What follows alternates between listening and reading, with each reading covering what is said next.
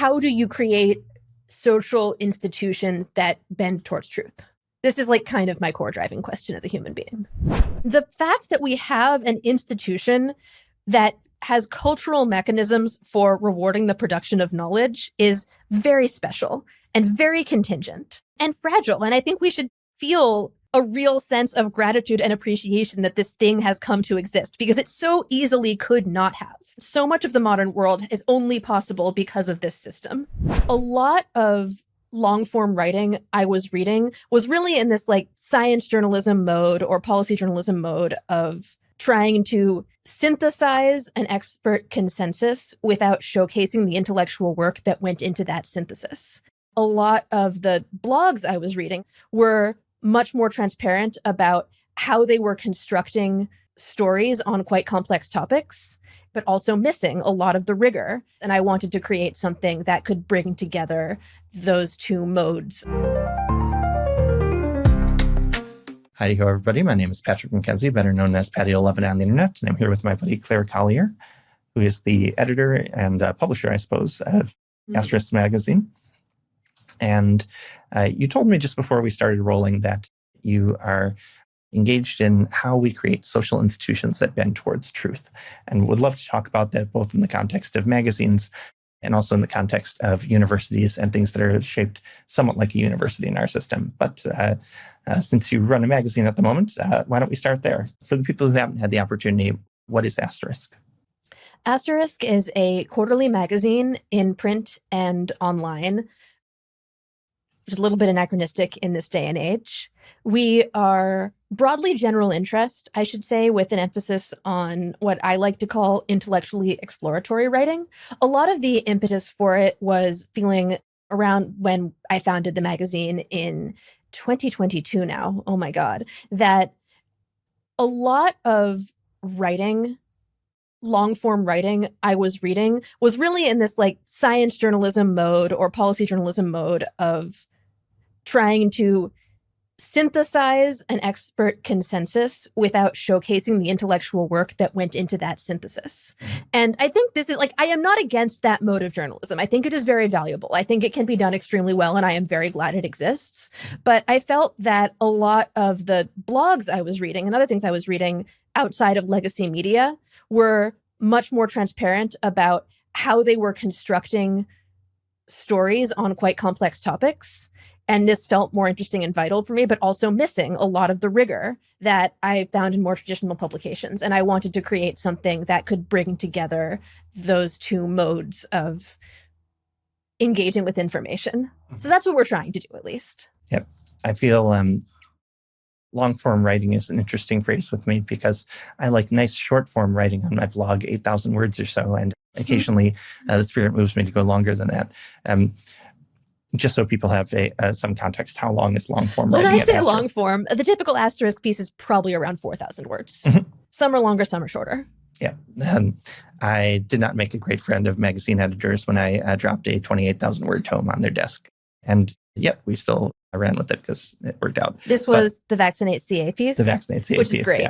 Yeah. It started at 13,000. I tried to cut and got longer every day. I've had that happen. No, it's also, well, Works in Progress now has a print edition, which is fantastic. I'm also like really interested in the phenomenon of more and more small magazines going print because it's an objectively crazy thing to do.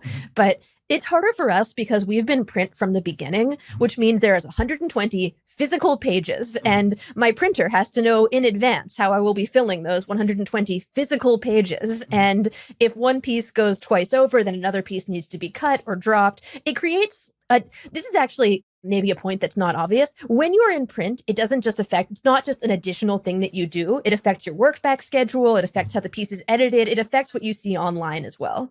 And so it would have, part of me wishes like, yeah, we could just do like a novella, but it's hard with the way that our print schedule works. Yeah.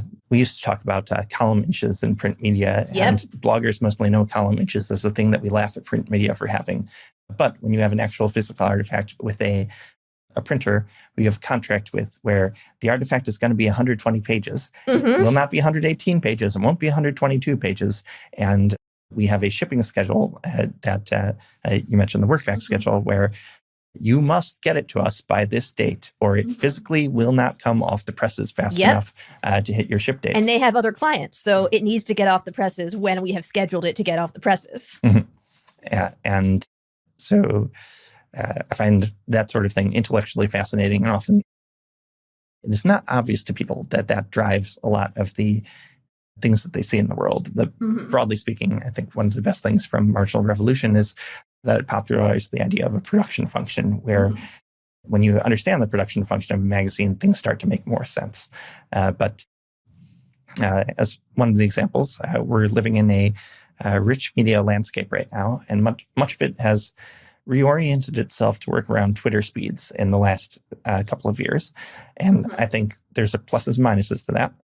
One of the things I like is that we have many more voices than we used to have. You can find a Substack on almost any topic these days, and different takes on different topics.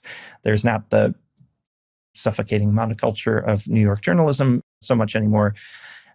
On the flip side, many people have realized that being a take merchant is really what sells and what the algorithms in the various places reward for distribution. And so you don't get the classic meaty magazine piece that will devote an appropriate amount of time, an appropriate amount of depth, an appropriate number of months of research to end up with one thing that ends up in the hands of the subscriber in a library in the historical record. There are still a few places that do it. It's actually, okay, it's interesting. You say this. It's definitely true that there's a lot fewer traditional magazines doing this kind of work. They do still exist.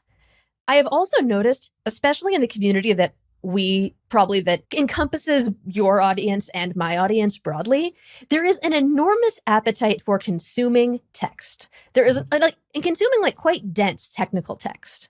And for example, there's people here who will read white papers or academic papers, dozens of them constantly. It's fascinating. It's difficult to monetize this kind of desire for content. There's people who can do it. I think the people who do it best are bloggers who have a very distinctive personal voice. This is actually another challenge of running a magazine. I think the people who are best suited to this media environment are people who are smart and thoughtful and incredibly prolific and have a naturally compelling voice and can create a kind of parasocial relationship with the reader. You have to be a little bit of a graphomaniac to succeed in the modern media ecosystem. And if you're that person, great. There's never been a better time to be a blogger who is writing at enormous length and enormous speed. I think there's a little less magnetism around something like a magazine that's a bit more depersonalized, where you don't necessarily, something that I think about all the time is for myself and my co-editor, Jake Eaton, who's not here. Can we make the readers have a parasocial relationship with us a little bit? Can we be characters in the magazine? We don't do a lot of this because it's not actually either of our natural strong suit or preference. But I think that is the kind of thing that drives people towards more in-depth writing these days. And historically, that has been something of the mix with, the brand personality of an Atlantic or similar, and playing up the much vaunted Atlantic fact-checking department. And The New Yorker, you mean? The New Yorker, maybe.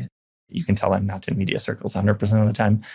Or even on the less maybe thought-centered side of publishing. But there are people whose construction of their childhood or youthful identity is centered around various magazines. And the magazine has a personality and a vibe to it where individual writers for the magazine are based on the production function for magazines, perhaps present in their life 4 times a year, and which in expectation, the typical reader encounters the typical writer will probably never, even if they are quite attached to the magazine for a period of years. Well, this actually goes back to the exigencies of print. The New Yorker is a good example here, because the New Yorker is a magazine that has a lot of personality and that has had many different personalities over its existence, from kind of a humorous New York society and culture magazine in the 30s to being this much more serious kind of they serialized Silent Spring in the 60s, I believe. I'm actually sure how I would characterize the New Yorker's personality now. And there's also been just like a grand smoothing out of magazine personas. I think The New Yorker is one of many publications that had more distinctive personalities in the past because the internet disaggregates things. Like a lot of the personality of a magazine like The New Yorker comes from content like the front matter, the talk of the town sections, or the back matter,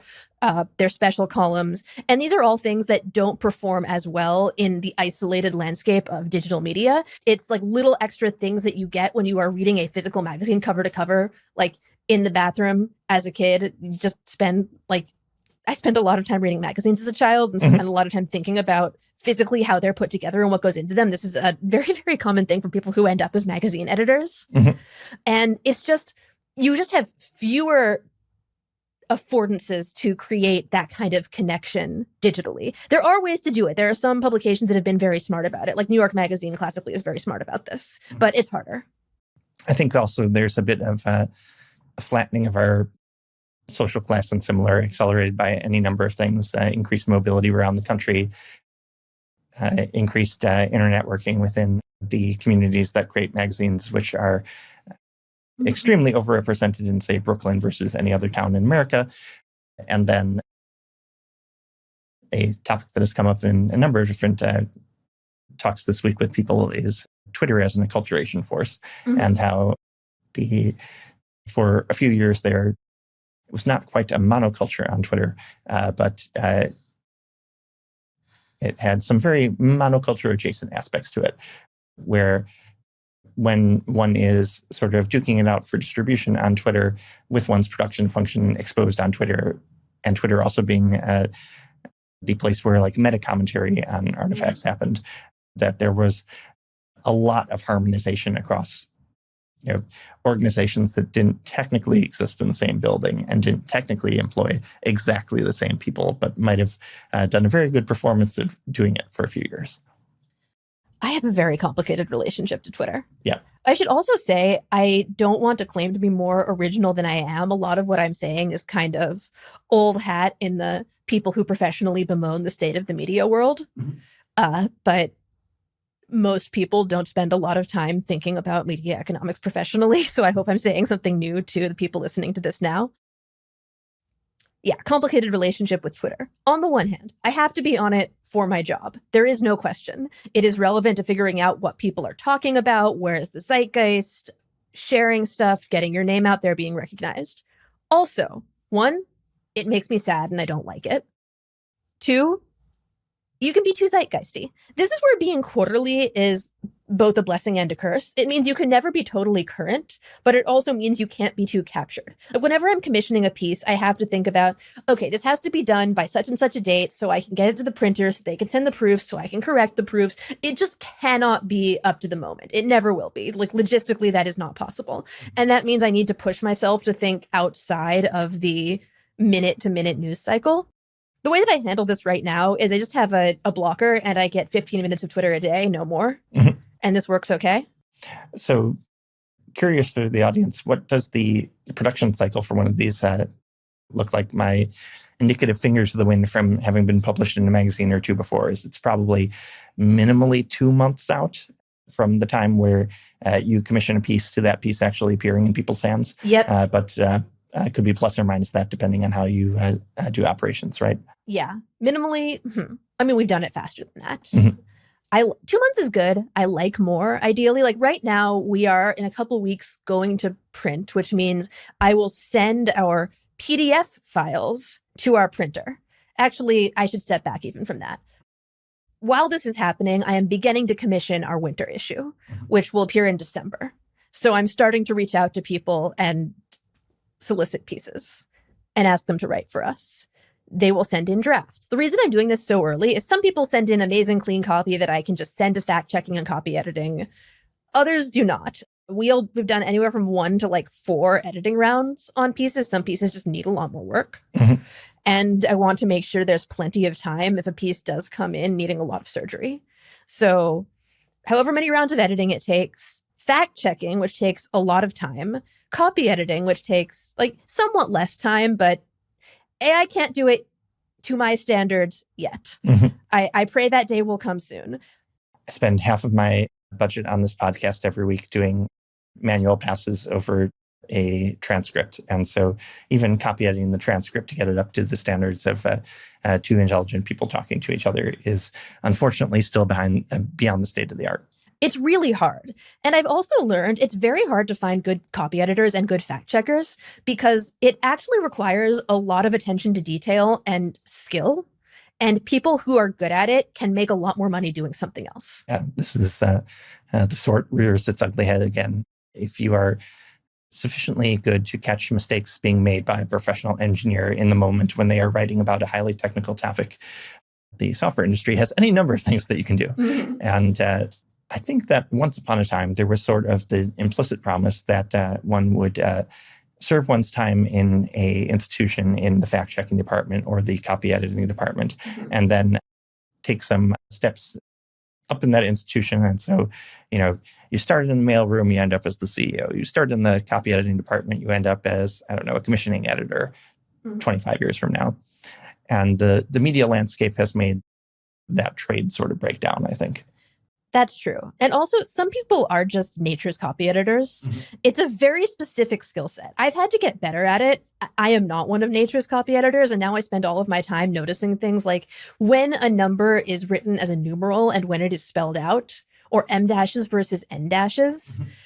Or like, nobody can format a Chicago-style footnote. I don't know why this is so hard. I didn't think it was hard until I became a professional editor. And I've worked with so many copy editors who, for some reason, just cannot do this. It's like baffling. Some people just naturally have it. Some people don't.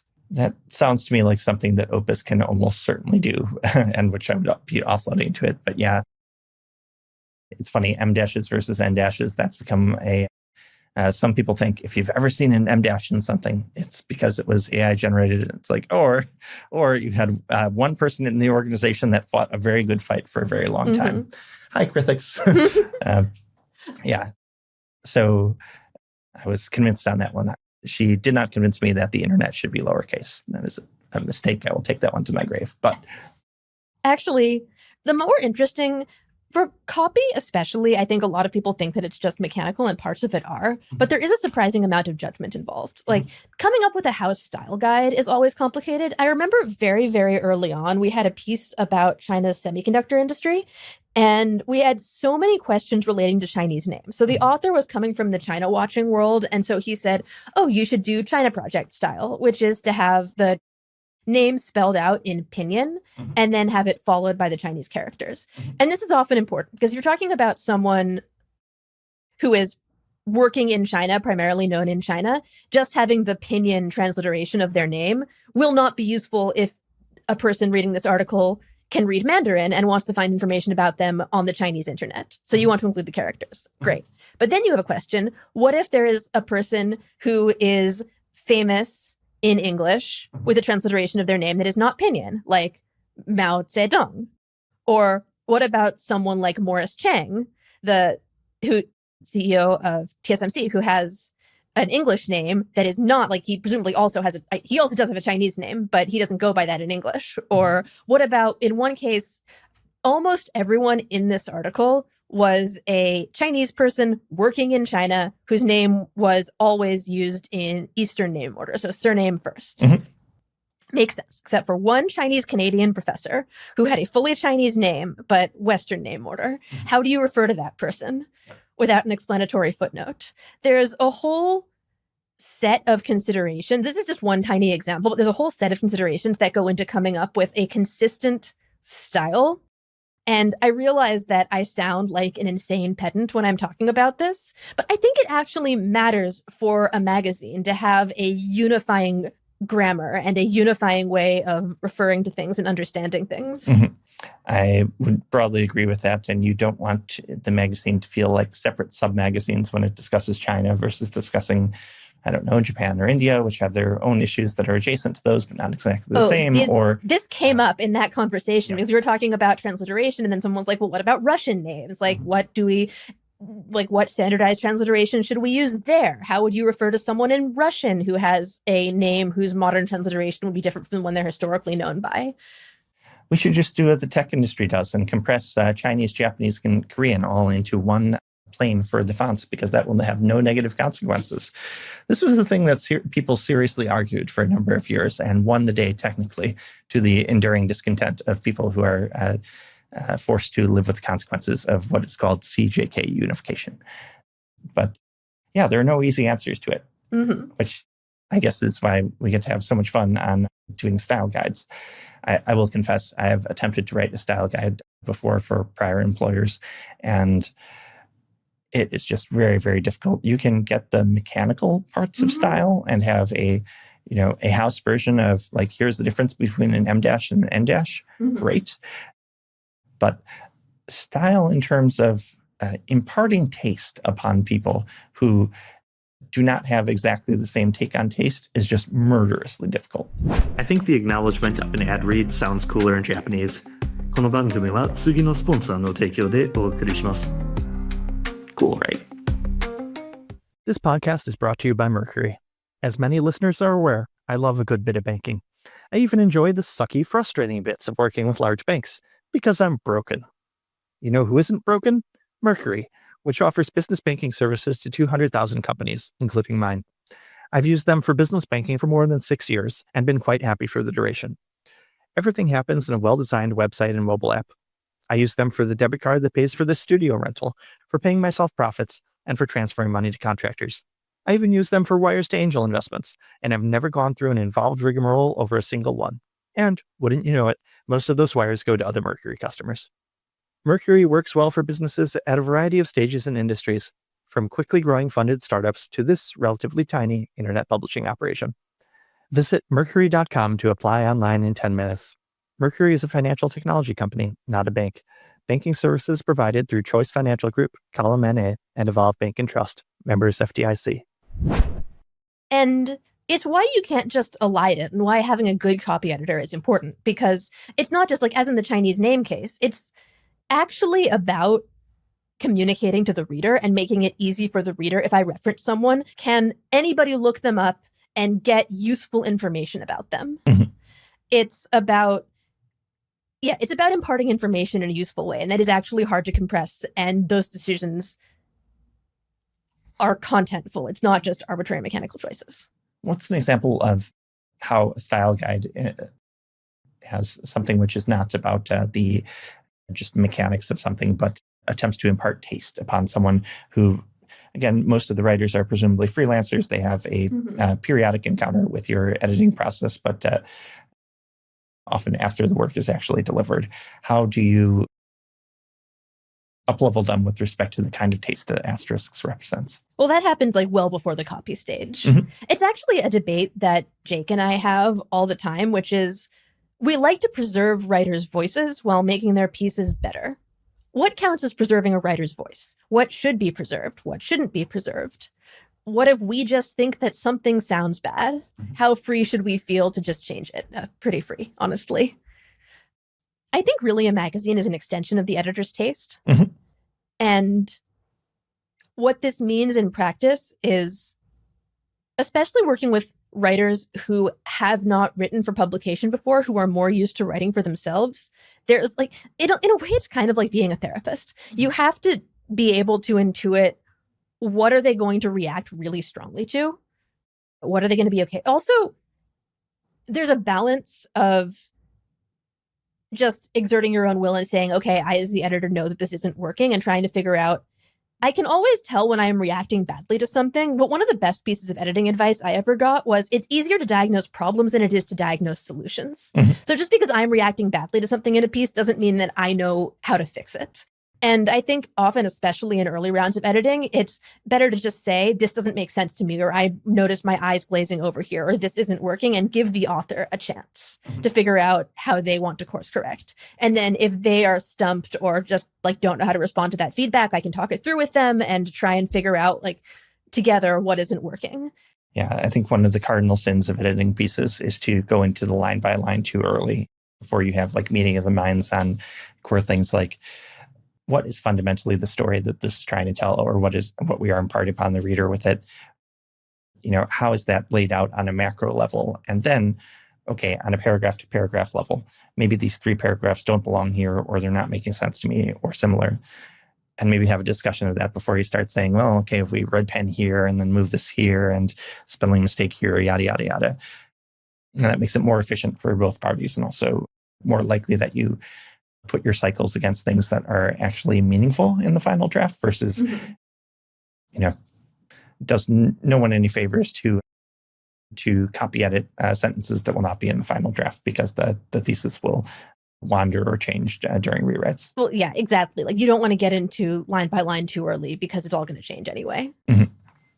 In fact, a thing I attempted to do at my prior employer was institute, I'm going to write 2 drafts for, we have an idea that there's an artifact that needs to exist on the internet. I will write 2 drafts for it, and they will have the same punchline, but be very different takes on the piece. Mm-hmm. And the first decision, it is completely binary, A or B. You don't get to say, I didn't like the title. You don't get to say, I noticed a, dangling modifier in the 4th paragraph. It's just like take A or take B, and then we can polish one of them. But let's be aligned more on the the core thesis and the core vibe and et cetera.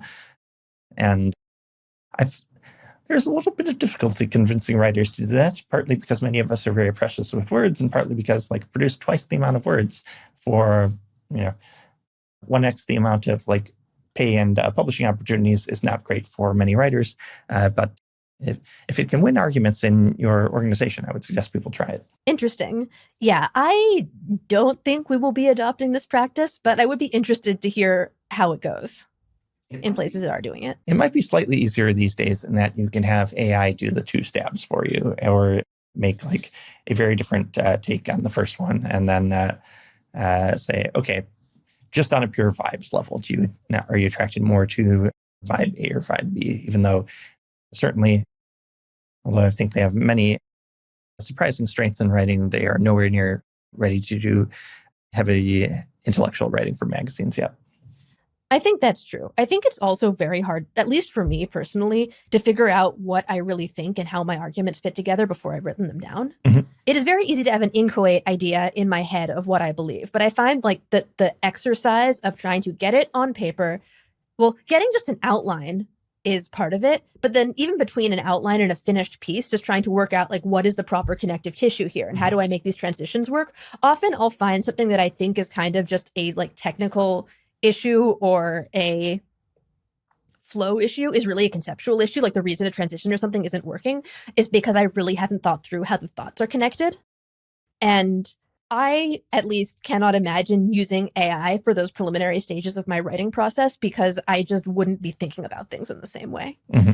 And as an editor too, I've found I don't think that the models give great feedback. I have friends, smart friends for whom they do. And this could just be user error on my part.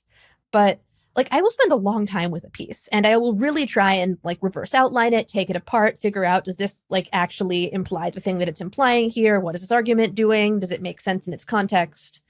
And yeah, I don't think that the models are quite there. I have been pleasantly surprised this year for where they are in terms of giving feedback on things. In particular, going through the exercise of if you're viewing this piece with 6 different lenses on it, with each of them being, say, a persona for a potential reader. Embody the persona of a venture capitalist and embody the persona of this particular venture capitalist, et cetera, et cetera. Even when they're wrong, it is useful for me to have someone say, well, in the voice of Mark Andreessen, I would say here. And I'm no, I don't actually believe that Mark Andreessen would say that. But I'm glad that one person at this table is saying I'm the voice of Mark Andreessen for the purpose of this exercise. That's extremely interesting because one piece of advice that I give, we're doing a blogging fellowship right now, and a piece of advice that I've given to fellows, that I've given to people who I've done editing workshops with, is user personas. Mm-hmm. I think it is incredibly useful when you are writing a piece to have in mind, who is this for and what am I responding to? It's very hard to write without this. And I do have a model of the Asterisk reader in my mind. And this just helps inform things like, what do I need to explain? What can I take for granted? What counter arguments should I anticipate having to respond to? Mm-hmm. And this just informs a lot of how you word and structure pieces. Mm-hmm. And yeah, that is a really useful point. This is something that's not easy for a lot of people. And even for me, I am lucky in that I have a magazine with an audience and I have an idea of what that audience is, but often people will be writing things for quite different audiences. Yeah, that seems like a really good use case. I should try that. Yeah. The moment at which I first woke up and took notice of how far AI had come earlier this year was there was a piece I was working, which was quite professionally significant for me. And I passed it through, I believe it was Opus 4, not sure off the top of my head, but one paragraph at a time, and said, this is important and, maybe even a little legally consequential. And so I want to make sure that I know exactly what I'm saying to the various audiences for this. Here's a paragraph. Tell me what your understanding of the subtext is. Tell me how you react to that subtext as, A, B, C, D. Did I imply anywhere here the thing that I'm not trying to imply? In the paragraph where I twist the knife, what did you get of the subtext here? Because it really needs to include like a knife was twist, or either, the AI could be miscalibrated, or I need to go back and do some more twisting. And I've worked with very competent communications professionals and magazine editors and similar over the course of my career. The non-person that I was working with was in the top 50% of anyone I've ever worked with. And so, maybe experiment with it. It is a wild time to be alive. For sure. I should also say, I am a professional editor. I know that AI is useful for me for programming because I am not a professional programmer and I am not especially good at it. So the fact that I do not find AI feedback on writing a significant value add for my life does not mean they're not good at it. Switching the gears a little bit, you had mentioned earlier that I noticed when you pronounced zeitgeist, you pronounced that in the original German. And you had mentioned that you had made some study of German universities specifically. And then I feel a great deal of attachment to the ecosystem that is universities, while also feeling a little bit of, they're both unfairly maligned in communities like ours. And yet there is a gap between what we would hope that they would accomplish for us as a society and what they actually do deliver on any given Tuesday. And what are your thoughts on the synthesis of that? Thank you for letting me talk about my hobby horse here.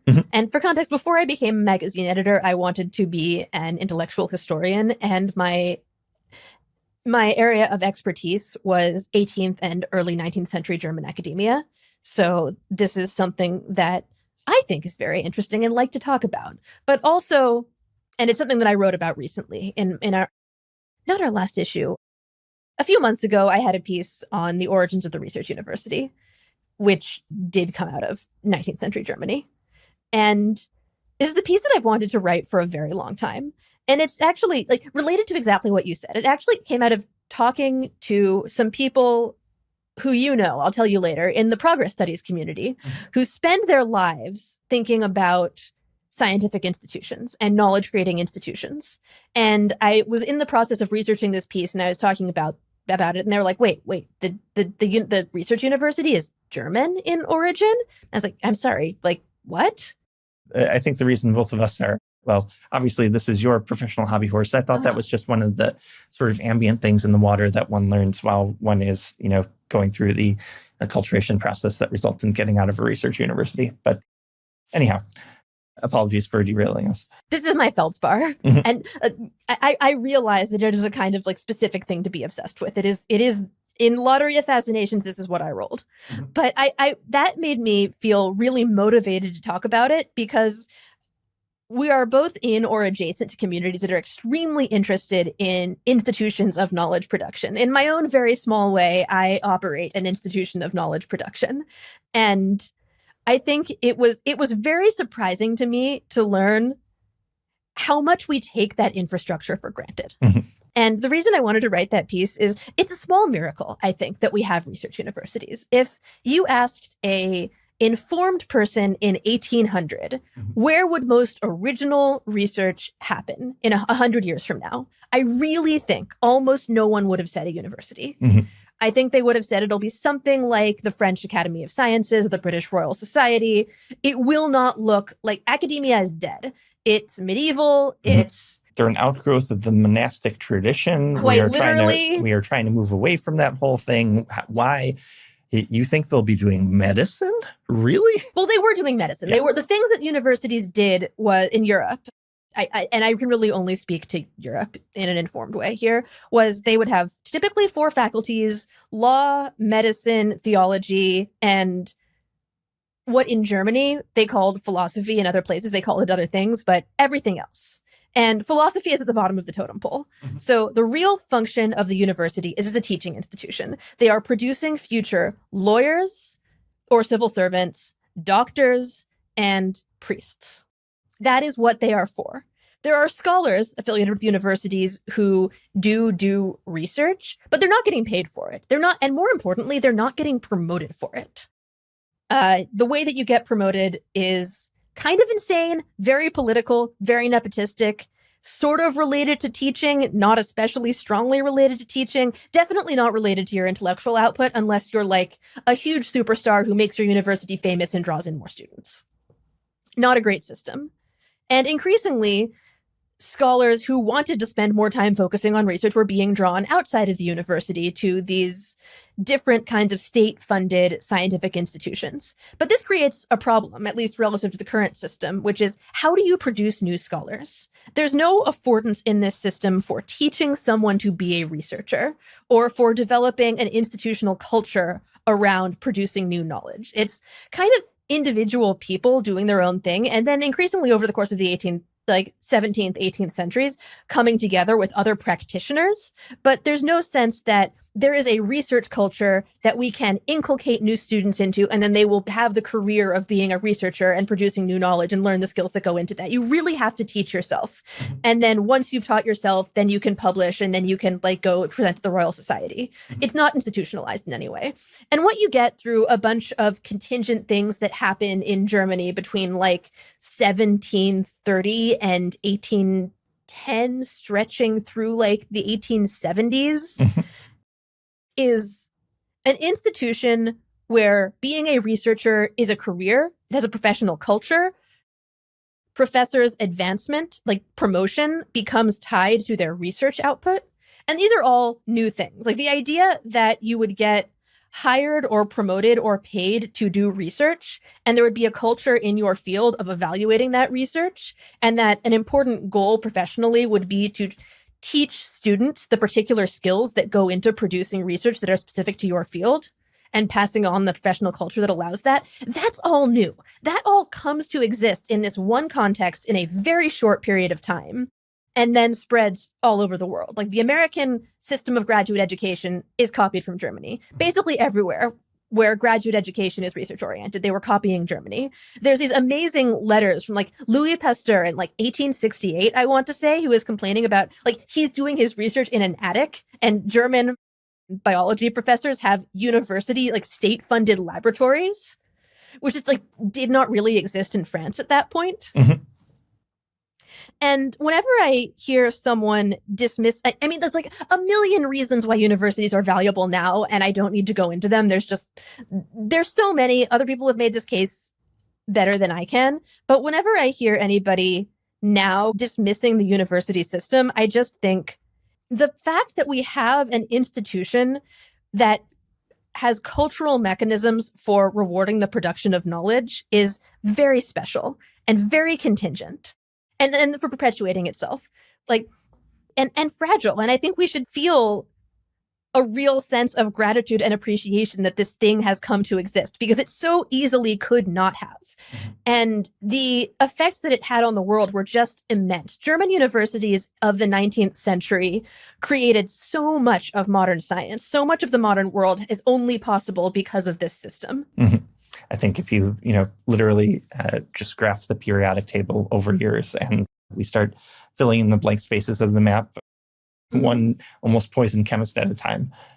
And, we sit on the shoulders of giants in a lot of ways. And this is an important point, because it's not that actually, like, you can go back earlier, you can talk about like Lavoisier or whatever. And I feel like people in the progress world often like to lionize these Enlightenment lone wolf scientists. And a lot of them are like priestly, like a lot of them are great. I love these people. I admire these people. But I think we just underestimate the importance of bureaucracy as a force multiplier. Like you can be a priestly or a Lavoisier if you're a genius and you have a lot of money and you Today it's harder, but you could back then. But the thing that was really important in Germany was the idea that as like a bright but fairly normal bourgeois German young man, you could become a chemist and plug away at doing chemistry work. And you would exist in an infrastructure where you would be taught how to do chemistry, and you would be professionally rewarded for making new discoveries in chemistry. And you would have access to a lab with materials to do chemistry. Mm-hmm. And we were essentially at the time, as a civilization, doing breadth first search across all chemical space, Mm-hmm. and just requires more bodies. You can't, well, knowing what we know now, you could like reason from first principles to, oh, there must be something interesting. But the production function of chemistry knowledge is a lot of people with various like volatile chemicals and applying one of, 16 transformations they can do on them. And then hopefully not immediately tasting what comes out, because that leads to a short lifespan for chemists. But the fruits of 18th century chemistry, synthetic fertilizer, et cetera, et cetera, et cetera. You don't really need anything else but the first one. Okay, synthetic fertilizer is a really interesting one because Haber and Bosch are operating at a time when the German university system in particular, is changing a lot. They're really like that's a set of 19th, early 20th century innovations. I always forget which one is which. One of them was a university chemist. One of them worked for a large chemical company. Mm-hmm. And one of the reasons I think why the American university system overtook the German system is that German universities had a very strong, bright line between pure and applied research. Basically for class reasons. I don't need to get into all of this right now, but those kinds of collaborations were somewhat structurally harder to do in the German system than in the American system. Americans are just like much more loosey-goosey about, oh, we can have like a school that teaches science and engineering and pure chemistry and applied chemistry all in the same place. It's great.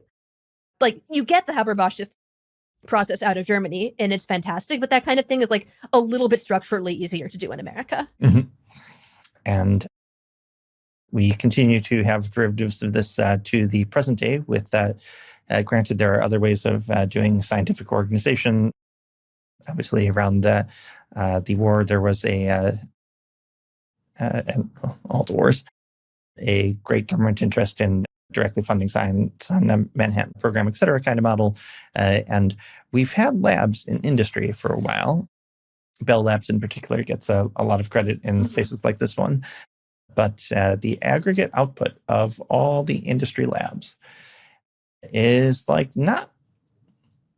it's not nothing. We're certainly glad we have it, but it does not approach the aggregate output of research universities in the United States or our close peers, right? No. And it's also, I am just not nearly as much as knowledgeable about the post-World War II American scientific apparatus. And so I want to constrain what I say. I know that like a lot of people talk about breaking down like different sources of funding and the rise and fall of industrial research labs and and also now innovation clusters are a major topic of concern. Like I know certainly in like the China Watcher space, there's a lot of discussion of linkages between universities and corporations and government labs, and how innovations flow between all of these sectors. Public-private partnerships were really big for a few years.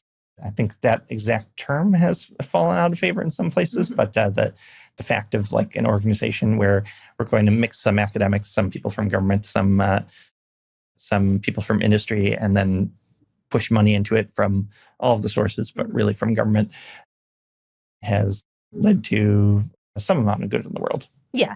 I don't want to say that universities are the only institutions that produce knowledge. Like, clearly they're not. But I do think that the structure of the research university is the backbone of knowledge production in the modern world, because it is one of the very few institutions we have come up with that is able to create a culture that is this goes back to the beginning of the conversation, to create a culture that is in a sustained way oriented towards truth, towards the production of knowledge, and transmit that and make it a career someone can follow. Like there is no like a law of nature that says that something that does that has to exist.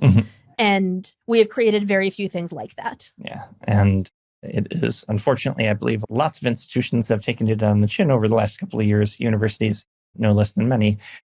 And I think probably more fragile than anyone expects. I went to a decent research university, took a look at potentially joining it, and then got a few red flags and had to exit. And then as a result, when I finally got to make my one contribution to the academic literature, they asked me, what is your institutional affiliation? And I said, bingo card creator, because instead of working in an American lab, I was grinding out bingo cards for elementary school teachers next to a rice paddy in Japan, which, not to make this overly about myself, but when we break pipelines, like the nature of a pipeline is that it can be 40 years long. And when we degrade them, we'll have a bubble in that pipeline for 40 plus years. And it's tough to look at the experience of the last 10 years and think, ooh, we've probably got some bubbles in the tubing at this point. This is something, actually, to tie it back to my actual job, that I think about a lot, because I worry the issue that we're assigning for now, the winter issue, is going to be science. And the reason is I like to do issue themes based around whatever I'm preoccupied with. And if it's the thing that I'm going to be thinking about all the time anyway, then I might as well just make it my job. And the thing that I am preoccupied right now is institutional science. And how do we do it now? How do we do it better? How is it breaking? How can we prevent it from being broken? Both because this is literally what I am working on, and because I run a general interest publication that has quite a bit of technical content. I've been thinking a lot about what is the role of science communicators.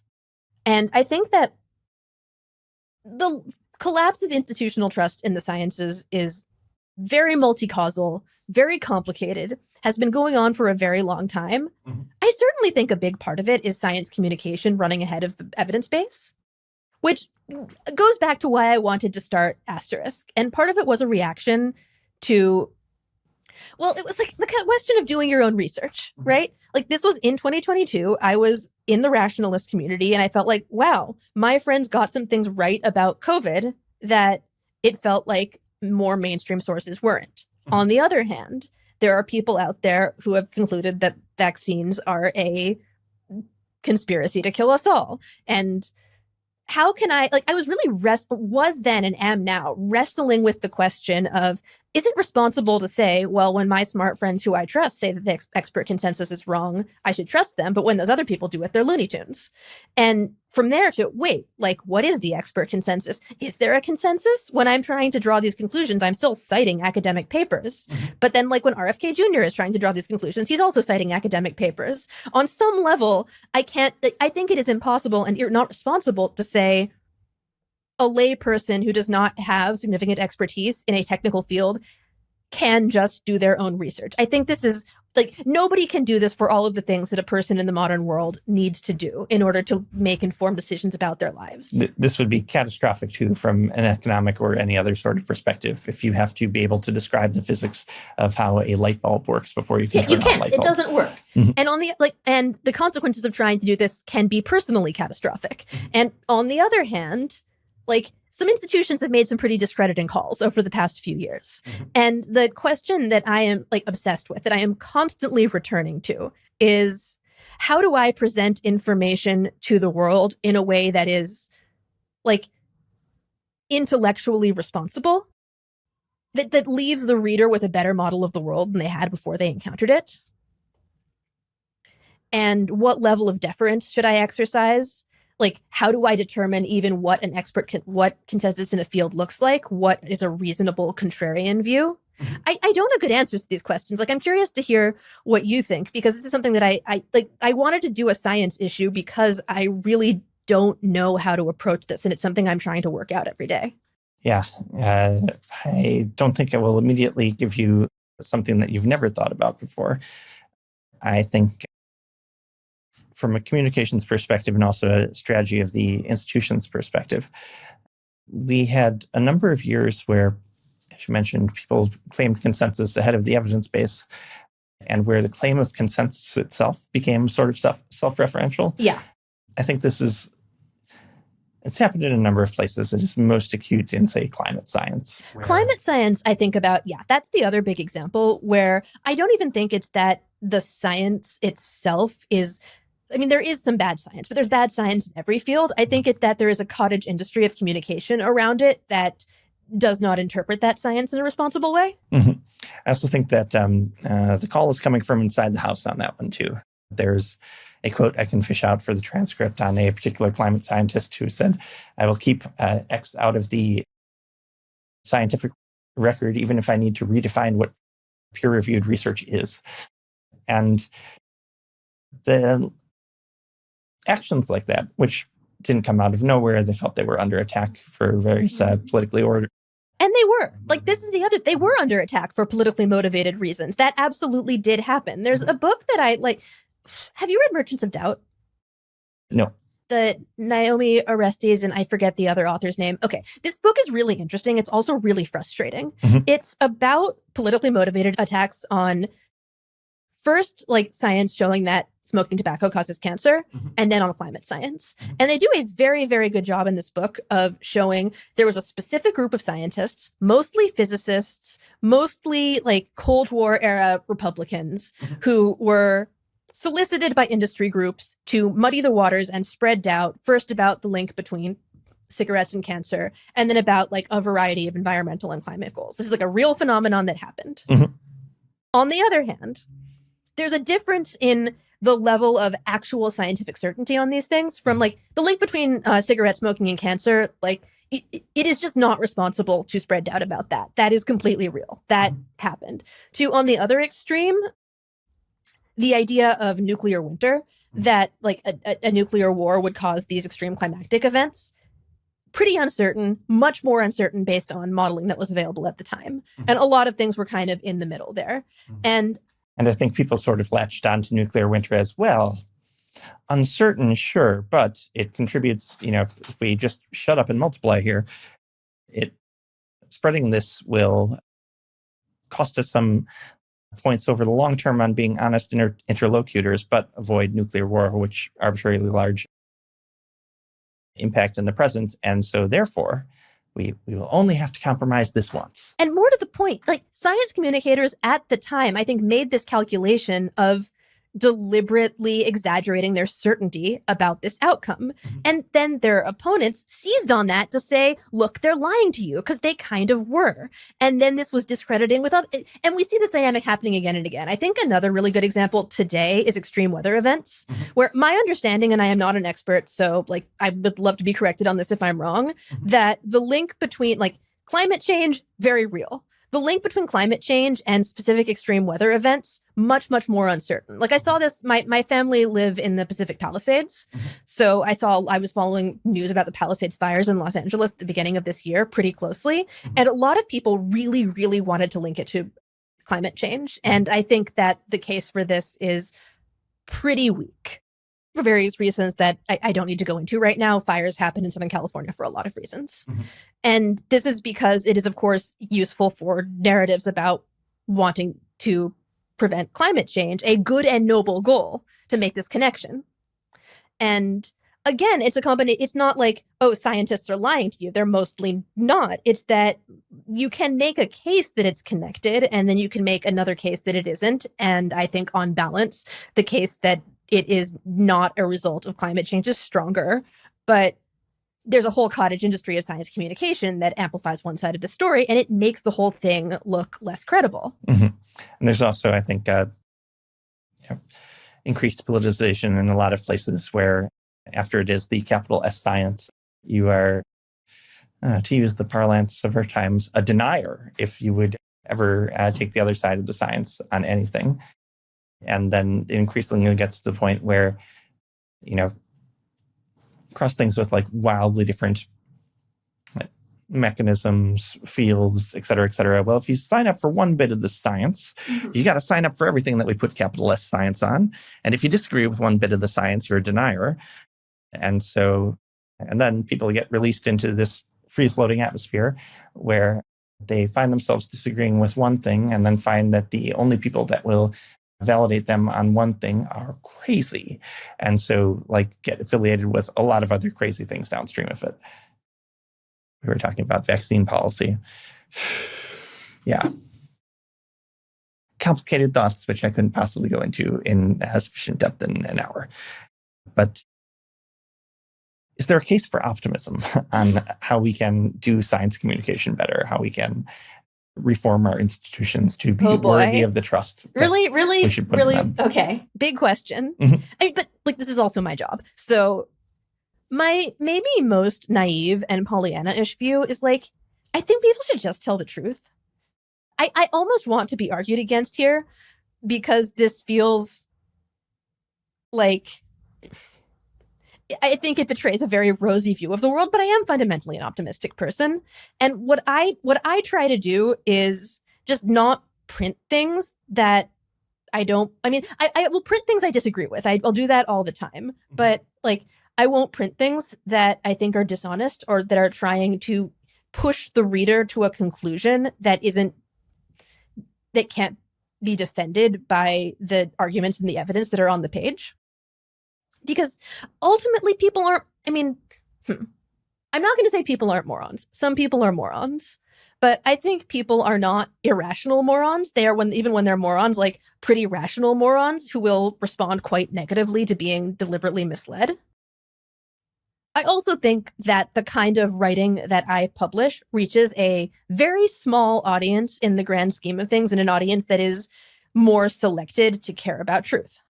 So it's not, I think that I have a role in shaping a certain kind of discourse in a select community. And I don't want to underplay that, because I think that that work also matters. Like, candidly, like, elite discourse matters.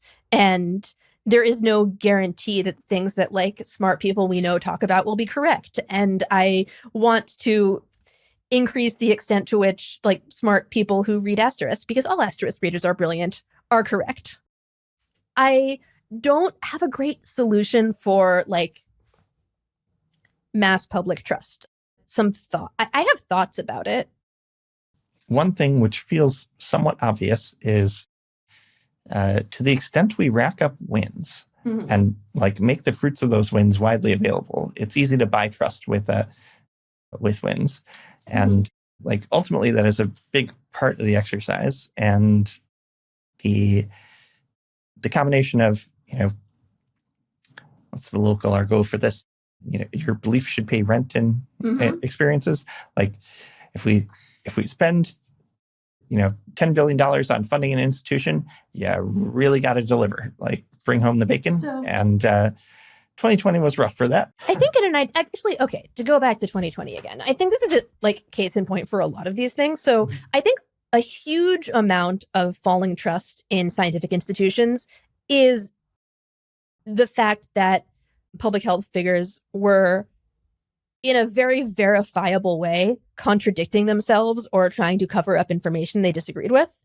And this led people to conclude, like, oh, maybe they're lying about more stuff. And again, that's not irrational. I think that like a lot of people just have incorrect beliefs about like the extent to which there were widespread conspiracy theories. But like, yes, if you try to suppress information, that will cause a backlash.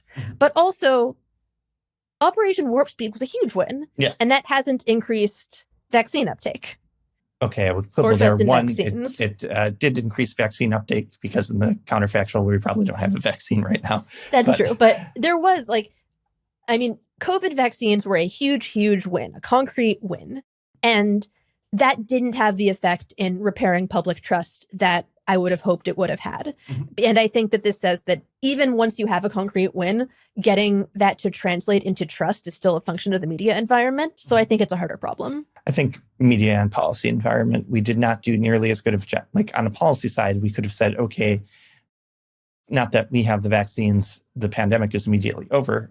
The biology didn't support that, and et cetera, but a more concrete linkage between, we're going to graph our vaccination rate on a dashboard, and the things that you hate about the last 2 years, about not being able to meet your friends, about these impositions on individual liberty, et cetera, those things get rescinded as we go up on the dashboard, would have made it more of put more bacon in the package for people versus like, we're going to have vaccines. And in fact, we're going to fire you if you don't take the vaccine, because that is what honest people do to sell you something. But the fact of having the vaccines changes nothing about the overall containment strategy here, which seems like an unforced error to me.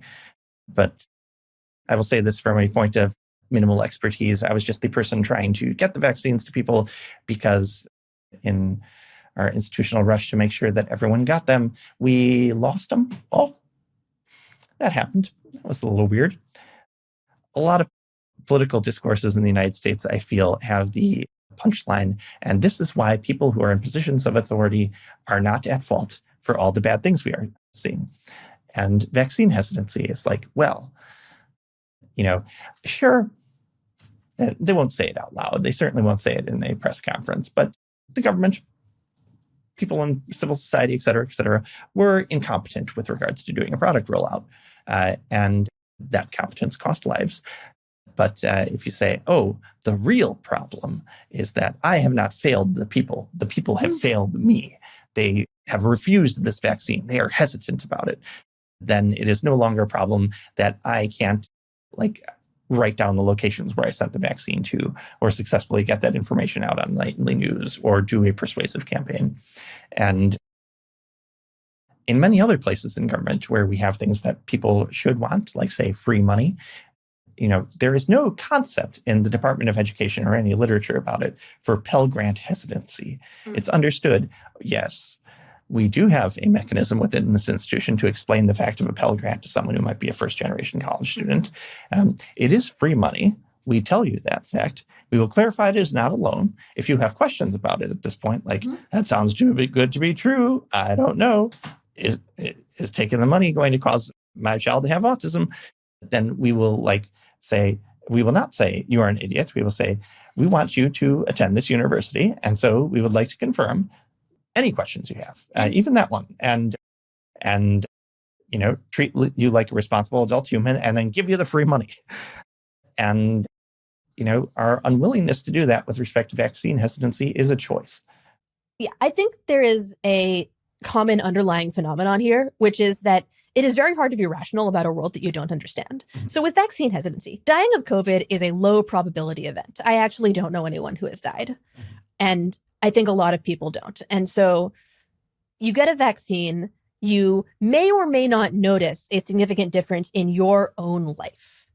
But you do notice that the logistics of the rollout are being handled in a shambolic way, and this does not fill you with confidence in the overall situation. Or similarly, if you're a first-generation college student, you haven't been exposed to the concept of a Pell Grant, but you have noticed, oh, my mom is on welfare, or my aunt is on welfare, and it's this horrible, intrusive system where I have to perform in all these ways, and the money is super conditional, and I don't understand it, and it just feels degrading.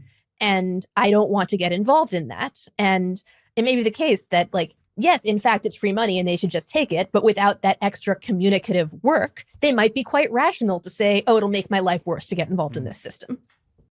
Why should I believe that the government is going to do something totally with no strings attached when it has never done that before, despite many people telling me over the years that,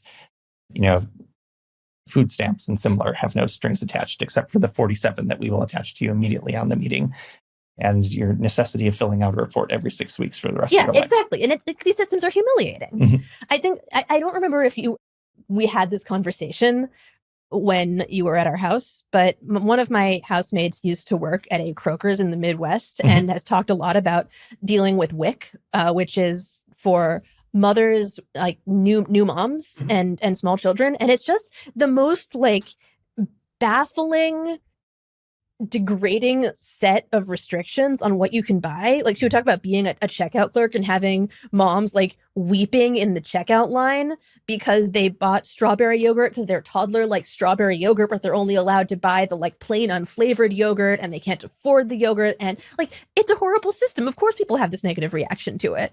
And yeah, I mean, again, not an original take at all. Very, very cold take, but a lot of institutional trust just comes from institutional trustworthiness. When you talk to British people, they love the NIH. The NIH has a lot of problems. Whenever I talk to a British friend or read about it, the consistent thing I hear is the customer service experience is really good. They feel respected by nurses. They don't have to deal with all of the insane billing situation that we have to deal with here. Just having your day-to-day interactions with an institution be pleasant and positive sum is hugely significant. Yeah. I would have very different political opinions if I had grown up in Japan versus the United States of America, because the retail experience of interfacing with the government in a Japanese ward office is just so much better than at the DMV or Chicago City Hall or similar. Competent people on the front line that have empathy, very helpful. I will say, with respect to this particular vaccine, we, of the universe of possible chemicals and possible biology, we are not in the most fortunate universe, which is that you will notice immediately after getting the vaccine, or you are quite likely to notice that you feel really rough immediately after. And that is not baked into every vaccine everywhere. And people come up with some interesting folk theories as to why it happened. And I don't think those folk theories usefully describe reality.